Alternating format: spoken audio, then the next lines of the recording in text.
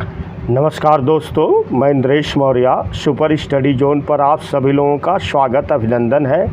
आज हम लोग चर्चा करेंगे केवल भारतीय नागरिकों को प्राप्त मौलिक अधिकार। अब बार बार एग्ज़ाम में क्वेश्चन पूछा जाता है कि कौन कौन सा ऐसा मौलिक अधिकार है जो भारतीय नागरिकों को ही प्राप्त है, किसी अन्य विदेशी नागरिक को प्राप्त नहीं है।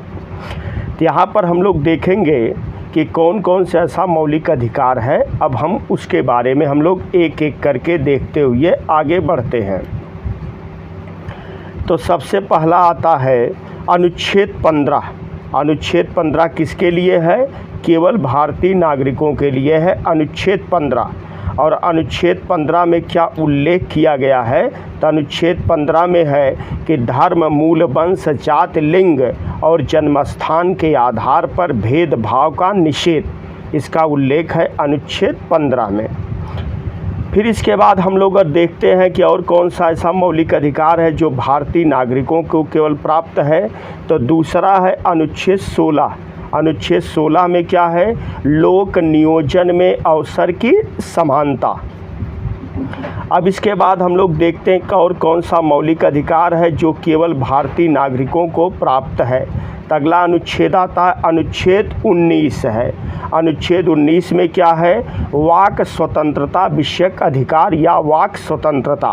अब हम लोग अनुच्छेद 19 के अंतर्गत देखेंगे कौन कौन से ऐसे खंड हैं, खंड के बारे में चर्चा करेंगे। तो सबसे पहला आता है अनुच्छेद 19(1) का विचार एवं अभिव्यक्ति की स्वतंत्रता। दूसरा अनुच्छेद 19(1) का खा शांतिपूर्वक और निरायुध सभा सम्मेलन करने की स्वतंत्रता।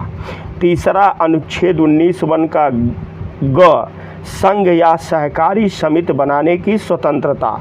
तीसरा अनुच्छेद 19(1) का घ भारत के राज्य क्षेत्र में भ्रमण करने की स्वतंत्रता। फिर इसके बाद है अगला अनुच्छेद 19(1) का अंगा कहीं पर निवास करने की स्वतंत्रता। फिर इसके बाद है अनुच्छेद 19(1) का छा कोई भी रोजगार करने की स्वतंत्रता।